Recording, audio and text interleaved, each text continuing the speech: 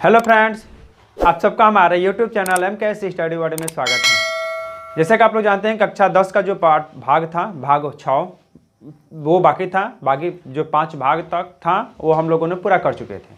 अगर आप लोग वो वीडियो नहीं देखे हैं तो डिस्क्रिप्शन बॉक्स में दिया गया, आप लोग जाकर के पहले वो वीडियो देखें, उसके बाद से इस वीडियो को देखिएगा।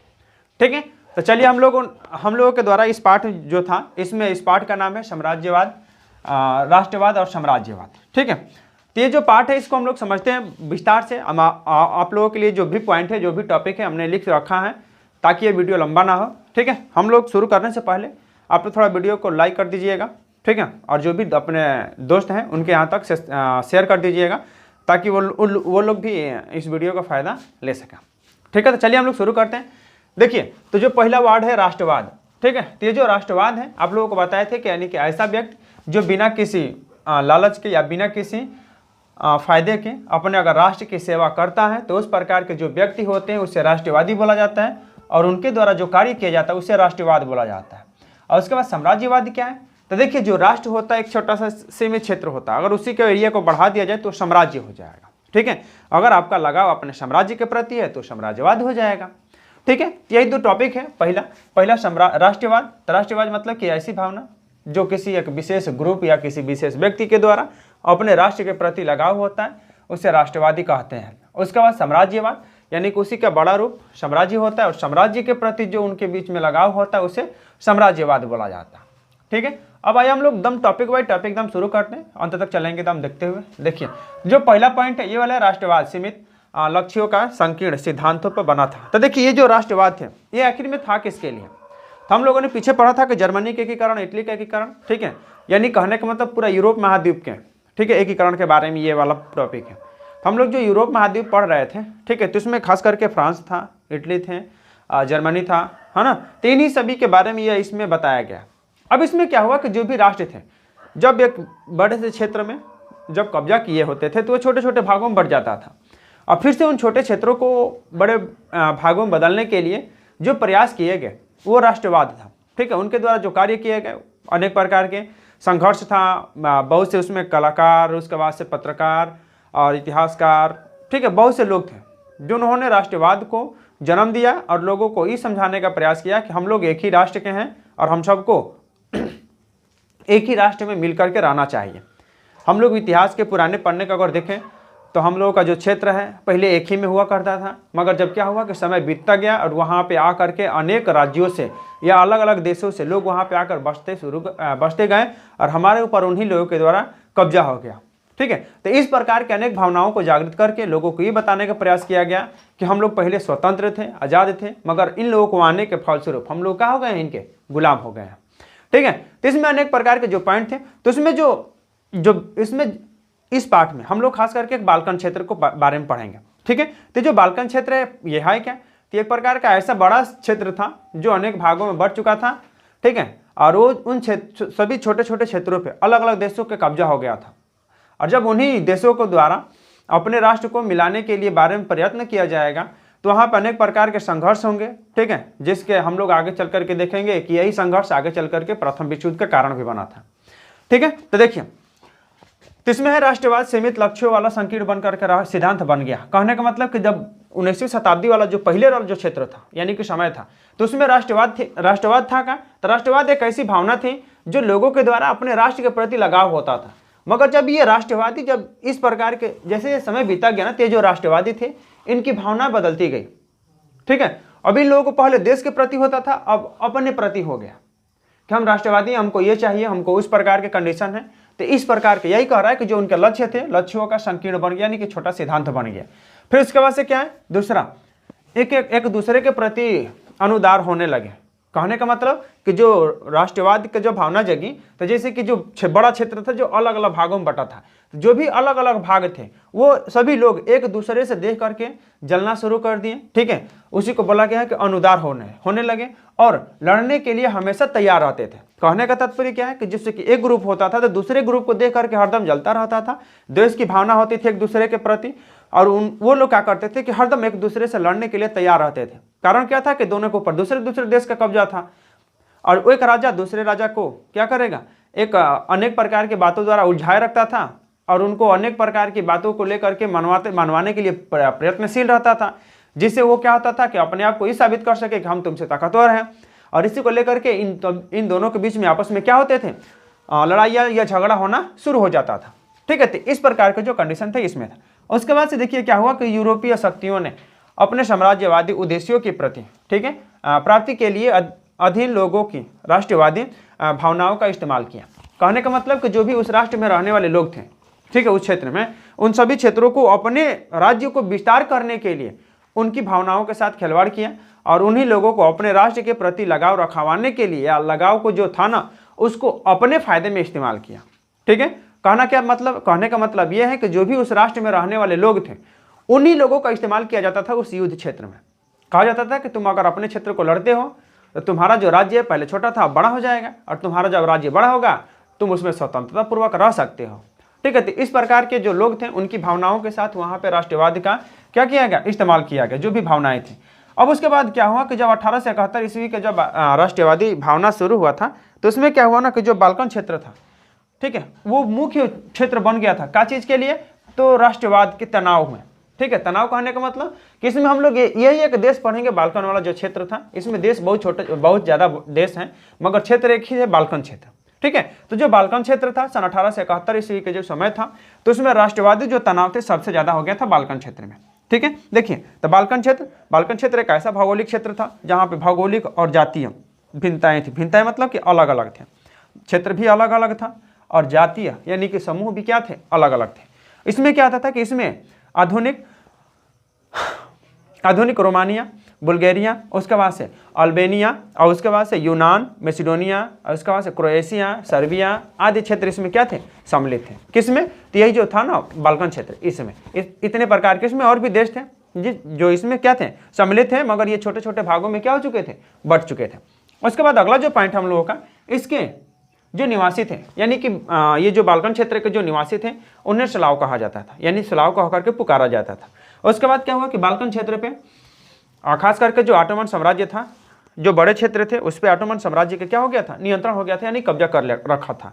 ठीक है, और वो वही करवाता था जो ऑटोमन साम्राज्य के जो मुखिया होते थे या जो राजा होता था, जो चाहता था वही उस क्षेत्र में होता ही था। उसके बाद से क्या हुआ कि जो ऑटोमन था, ऑटोमन मजबूत बनना चाहता था लेकिन सफलता बहुत कम मिली। कहने के इरादा ये है ना कि जो ऑटोमन था वो आंतरिक और बाह्य दोनों रूप से अपने आप को इतना मजबूत बनाना चाहता था कि अगर कोई भी राष्ट्र उनके ऊपर हमला करना चाहता है या हमला करता है तो उनका मुंह तोड़ जवाब दे सके। ठीक है, तो अपने आप को वो आंतरिक और बाह्य दोनों रूप से मजबूत करना चाहता था, मगर जो उसकी इरादा थी ना, यानी कि जो उसकी इच्छा थी वो पूरा नहीं हो सका, और वो जितना शक्ति अर्जित करना चाहता था या जितने क्षेत्रों को अपने में सिमटना चाहता था वो सफल नहीं हो सका। हुआ क्या, जब वो अपने क्षेत्र में सिमटना चाहता था तो बहुत से क्षेत्र उसमें मजबूत भी थे, बहुत से क्षेत्र कमजोर थे।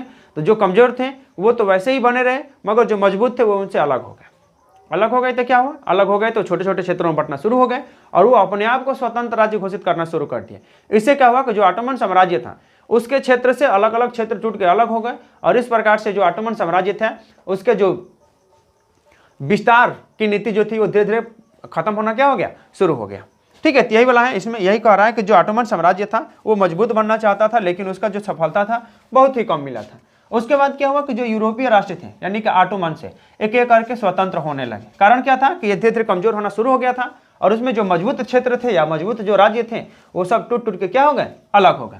उसके बाद से क्या हुआ कि बाल्कन क्षेत्र को स्वतंत्रता होने का मौका मिल गया। अब स्वतंत्र होने का मौका क्या मिला बाल्कन क्षेत्र को, उस पर दूसरे देश ने अपना अधिकार करना तो शुरू किया थी। कहाँ से कि ये जो ऑटोमन साम्राज्य थे धीरे धीरे कमजोर हो गया था। तो जब कमजोर हो रहा था तो वहाँ पे जो बाल्कन क्षेत्र थे उनको मौका मिल गया ना कि हम इसी बीच में हम भी क्या होते हैं, अलग हो जाते हैं। कहाँ से कि अलग अलग क्षेत्र स्वतंत्र हो रहे थे तो इनको भी मौका मिल गया कि हम भी क्या होते हैं, अपने साम्राज्य को जो ये वाला है ऑटोमन साम्राज्य है उससे अलग कर लेते हैं और अपने आप को स्वतंत्र घोषित कर लेते हैं। मगर देखिए क्या यह संभव था इतना जल्दी? जी नहीं। बाल्कन जो राज्य था एक दूसरे को बहुत ईर्ष्या करते थे, यानी कि जो भी बाल्कन क्षेत्र थे, जैसे कि आप लोगों को पहले इस पॉइंट में बताए थे कि जो भी छोटे छोटे जो क्षेत्र थे उन पे दूसरे देशों का कब्जा होता था और वो सब एक दूसरे के प्रति, ठीक है, ईर्ष्या के भावना से देखते थे। तो वही कह रहा है कि इसमें जो भी देश थे, छोटा छोटा जो राज्य था, वो सबको एक ईर्ष्या के द्वेष से या इरादा से देखते थे। उसके बाद से क्या हुआ कि बड़ी शक्तियों के बीच में प्रतिस्पर्धा होने लगी। जब ये सब छोटे छोटे राज्य, ठीक है, आपस में जब लड़ते थे ना, तो कहीं दूसरे देश वाले जो बड़े देश थे उन सब का नज़र इनके ऊपर हुआ। उन्होंने सोचा कि जब ये सब आपस में लड़ रहे हैं तो क्यों ना इसका फ़ायदा उठाया जाए। वहाँ पे चल करके हम लोग अपना कब्जा करते हैं और उनके क्षेत्र को अपने क्षेत्र में मिलाते हैं।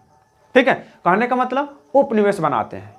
ठीक है, अब वो लोग अपने देश से आएंगे, यहाँ पे उपनिवेश बनाएंगे और उसके बाद से इन्हीं लोगों के द्वारा, ठीक है, अपना सभी काम करवाने। ठीक है, तो देखिए, तो यही जो था, जो बड़ी शक्तियाँ थी, इनके बीच में प्रतिस्पर्धा मतलब कंपटीशन बढ़ गया। ठीक है, और उसके बाद से क्या हुआ कि व्यापार और उपनिवेश के साथ सैनिकों और सैन्य ताकत के लिए प्रतिस्पर्धा होना शुरू हो गया। ठीक है, तो जब ये इस प्रकार की कंडीशन हो रहा था, तो जब उसी क्षेत्र में दूसरे देश जब आगमन यानी कि आना शुरू कर दिए, तो वो लोग देख रहे हैं ना, व्यापार यानी कि व्यापार करने के उद्देश्य से और उसके बाद से उपनिवेश बनाने के उद्देश्य से, तथा कुछ लोगों ने क्या किया कि अपने सैनिक और जो सैन्य ताकत था उसको दिखाने के लिए उन क्षेत्रों पर कब्जा करना शुरू कर दिया।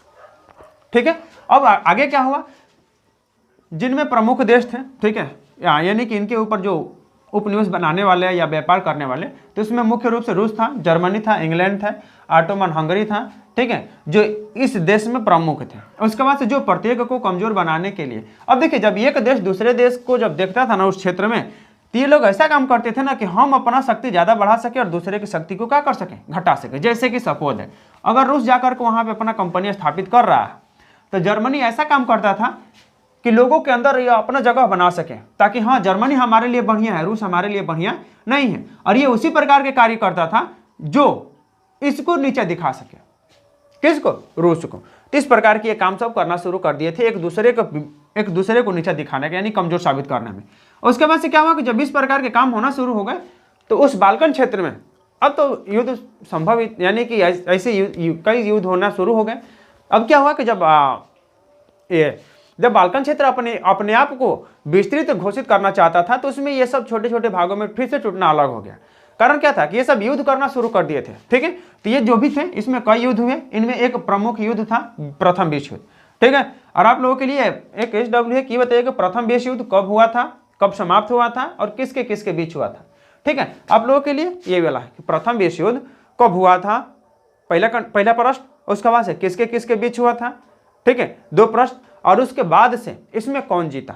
तो इस प्रकार के आप लोग 3 प्रश्नों को कमेंट बॉक्स में लिख दीजिएगा इसका उत्तर। और उसके बाद से क्या हुआ, अगला जो पॉइंट है इसमें कह रहा है कि महाविपदा, ठीक है, की ओर अग्रसर हुआ।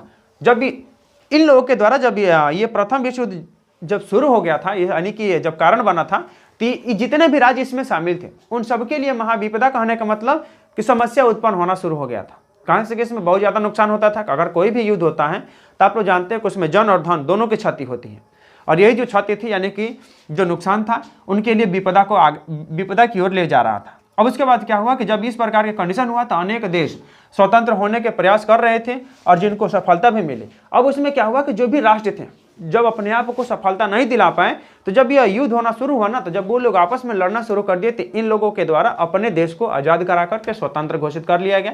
और इसमें क्या हुआ कि अनेक देश, पूरे विश्व के बहुत से देश अपने आप को इस युद्ध के जरिए, यानी कि इस झगड़े के जरिए अपने आप को उनसे अलग कर लिया और अपने आप को स्वतंत्र घोषित कर लिया। ठीक है, तो इस प्रकार से आप लोगों का ये पाठ है, इसमें महत्वपूर्ण बिंदुएं थी। आप लोग इसको एक बार स्क्रीनशॉट ले लीजिए, तब तक हम साइड हो जाते हैं। ठीक है, तो आप लोग इसको स्क्रीनशॉट ले लिए होंगे और आप लोग अपने साथ कॉपी पे लेकर के बैठा कीजिए। ठीक है, ताकि इसको नोट करते चलें। अगर आप लोग नोट करेंगे तो आप ही के लिए फायदेमंद होगा। ठीक है, तो चलिए आज के लिए हम इतना ही रखते हैं। अगर आप लोग वीडियो अंत तक देखें तो उसके लिए धन्यवाद। ठीक है, और आप लोग ज़्यादा से ज़्यादा दोस्तों तो क्या करें, वीडियो को शेयर करें, ताकि हमारा जो वीडियो है वो ज़्यादा से ज़्यादा लोगों तक क्या हो सके, पहुँच सके। ठीक है, तो आज के लिए इतना ही रखते हैं। और आप लोग हमारा जो चैनल है ना, उसे सब्सक्राइब करना ना भूलिएगा, अगर सब्सक्राइब नहीं किए हैं तब। और चैनल सब्सक्राइब करते समय आप लोगों को बेल आइकन भी दबा लीजिएगा, ताकि हमारे द्वारा जो भी नया वीडियो अपलोड किया जाएगा आप लोग उसे मिस ना कर पाएंगे। ठीक है, तो चलिए आज के लिए इतना ही रखते हैं। जय हिंद।